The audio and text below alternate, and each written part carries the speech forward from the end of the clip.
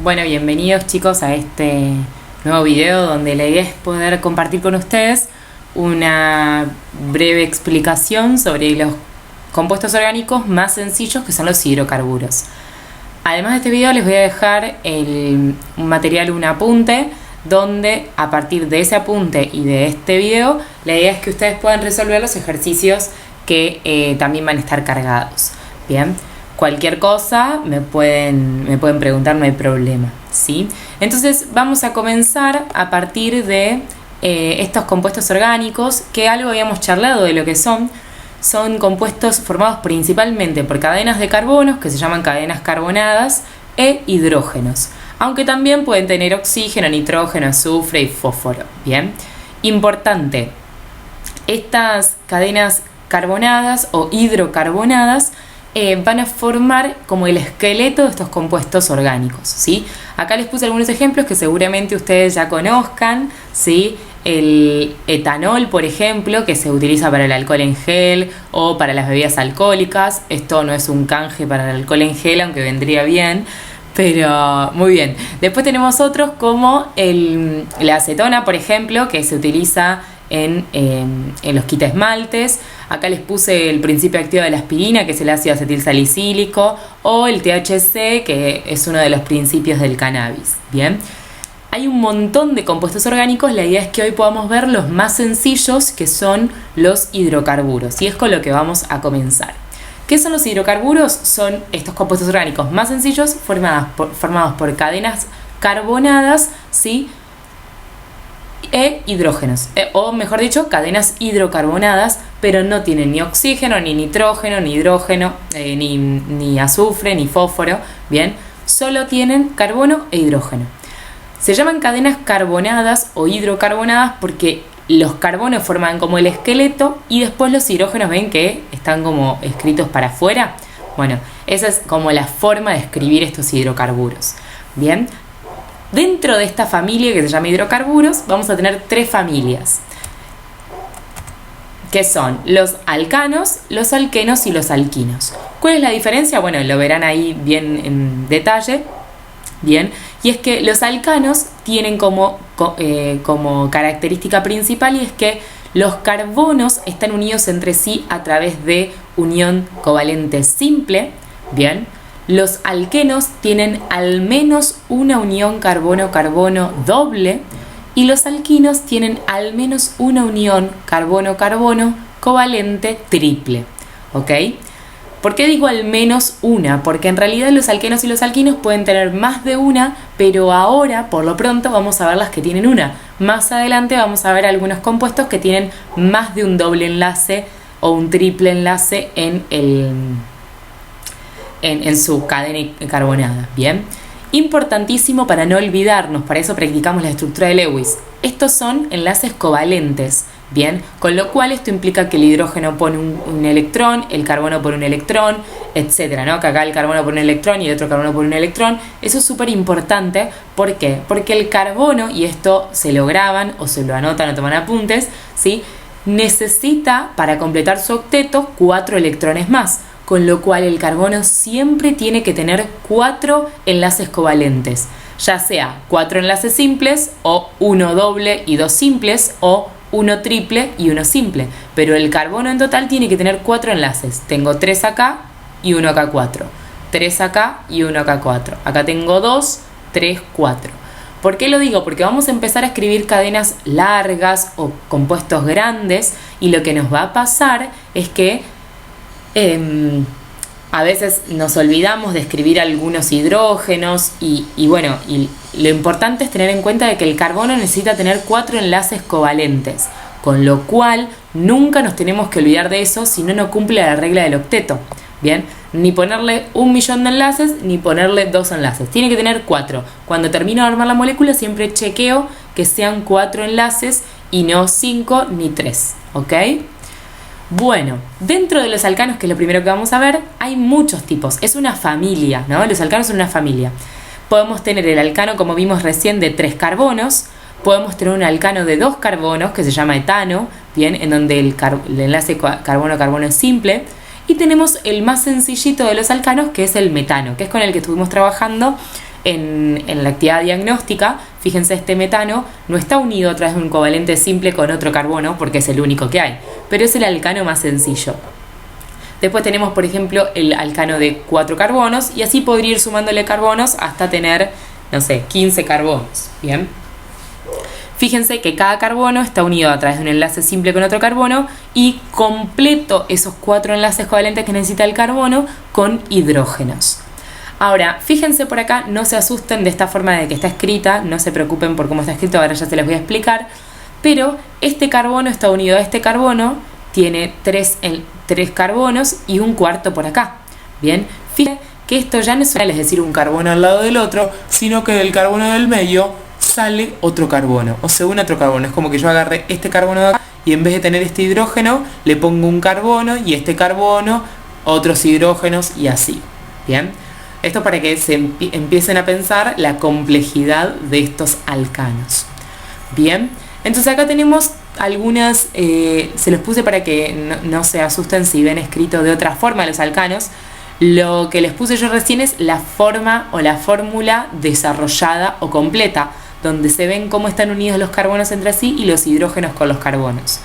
Pero fíjense que puede aparecer la forma condensada o fórmula condensada, donde en vez de escribir carbono, rayita, carbono, rayita, carbono, rayita, hidrógeno, lo que voy a escribir es condensado, por ejemplo, este carbono de acá.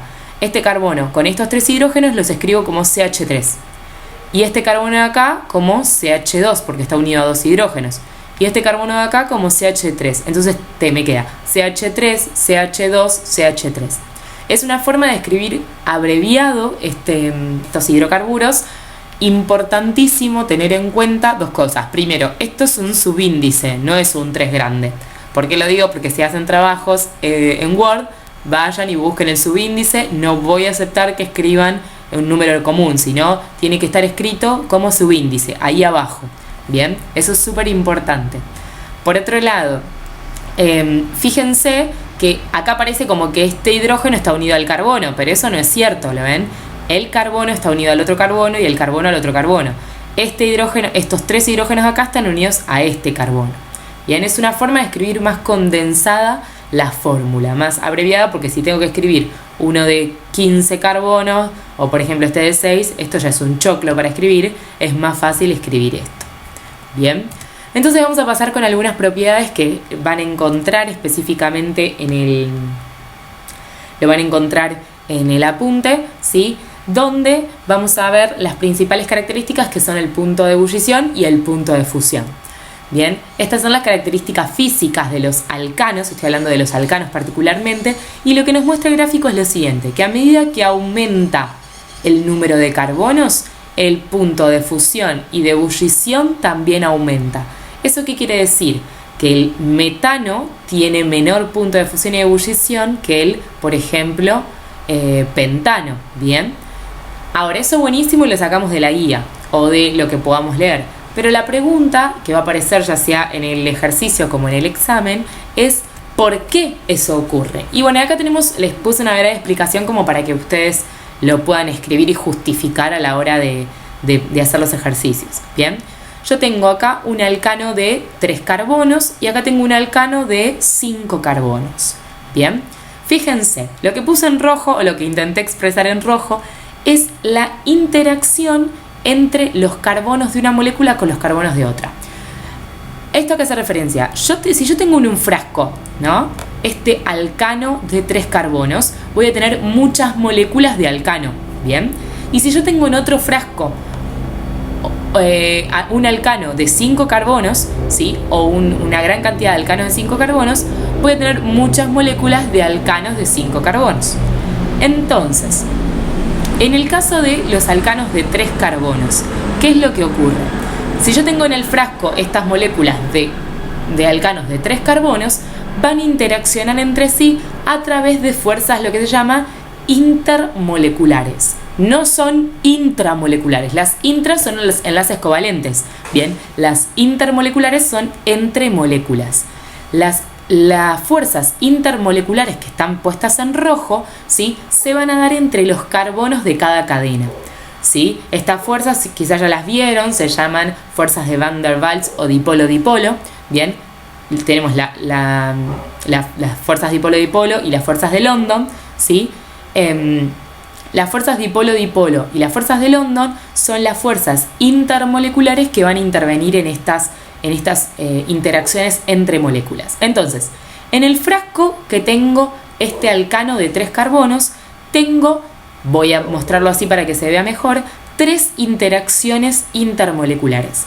Mientras que en el alcano de 5 carbonos que tengo en otro frasco, tengo ya 5 interacciones intermoleculares, que son fuerzas de London y dipolo-dipolo. Entonces, la cuestión es, ¿en cuál me va a costar más separarlos? Es decir, ¿a cuál le tengo que entregar mayor energía para cambiar de estado? Eso es el punto de fusión y ebullición. La energía que yo le tengo que entregar para poder separar esas moléculas. Y bueno, claramente, como esta tiene 5 fuerzas y este de acá tiene 3 fuerzas, me va a costar más separar este que este de por acá. Con lo cual, el punto de fusión y de ebullición de los alcanos de mayor carbono es mayor, mejor dicho, que el punto de fusión y de ebullición que los alcanos de menor número de carbono. Entonces, para concluir, lo que podemos decir es que a medida que aumenta el número de carbonos, aumentan las interacciones dipolo-dipolo y London entre los carbonos, es decir, las fuerzas intermoleculares, y por lo tanto necesito mayor energía para vencer esas fuerzas. ¿Ok? Esa es la conclusión, es lo que hay que escribir cada vez que me preguntan punto de fusión y de ebullición. Y como esto es un video, si tienen alguna duda lo pueden rebobinar. ¿Bien? Y tenemos otras propiedades que son las propiedades químicas, ya no son las propiedades físicas. ¿Qué pasa con las propiedades químicas? Bueno, esta ya la habíamos visto en el diagnóstico también. La principal reacción que aparece escrita en el apunte es la reacción de combustión, ¿sí? En este caso aparece la combustión completa. Esto que aparece acá es la energía que se libera. Bien, entonces el alcano en este caso es el alcano más sencillo, que es el metano. Bien, pero podría ser cualquier alcano con O2, me va a dar como resultado dióxido de carbono, agua y energía. Bien, esa es la principal reacción.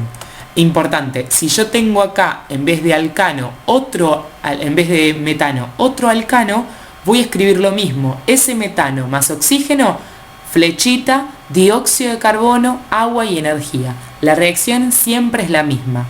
Bien, otra reacción que está escrita en el apunte es esta reacción que parece medio extraña. Bien, en donde tengo en este caso el metano, que es el alcano más sencillo, con algo que se llama cloro 2, que es el cloro gaseoso, ¿sí? Que a través de esto, que es la luz, no se preocupen por esto, pero esto significa que es con la ayuda de la luz, bien, se obtiene, fíjense, se le fue un hidrógeno y se unió uno de estos 2 cloros que había acá. Y el otro cloro se unió con el hidrógeno que liberó. Vamos a verlo mejor con la fórmula desarrollada. Acá tengo el alcano con, en este caso en vez de cloro 2 es bromo 2, y con ayuda de la luz lo que hice fue romper este enlace bromo-bromo, y el bromo vino acá, se llevó un hidrógeno, ¿sí? Formó esto de por acá, y el otro bromo vino y se unió. Fíjense, esto se llama un alcano halogenado, bien, porque estos son halógenos, y esto que formé por acá se llama ácido bromídrico. Eso ya lo vimos el año pasado, ¿no? Ya lo vieron el año pasado. Es el ácido bromídrico. Esta reacción se llama reacción de halogenación, donde un halógeno, ¿sí? Y se incorpora al alcano liberando, ¿sí? En este caso, ácido bromídrico o ácido clorhídrico o un ácido, un hidrácido. ¿Bien? Para que no se asusten, ¿sí? Acá les traigo algo un poquito más difícil. En vez de tener el alcano sencillo, tenemos el alcano de 5 carbonos. ¿Qué pasa si al alcano de 5 carbonos le uno o lo combino con el cloro con ayuda de la luz? Bien, ¿por qué va a incorporarse en este hidrógeno y no en otro? Bueno, en realidad podría incorporarse en cualquier carbono. El cloro puede unirse a cualquier carbono. Yo lo puse en este porque me dio igual, ¿no? O sea, es lo mismo. ¿sí? Pero ustedes lo pueden poner en cualquier carbono, es decir, la halogenación es inespecífica, es decir, el cloro se puede unir tanto a este carbono como al primero, como al segundo, etc. Y se forma siempre el ácido, no se olviden de eso.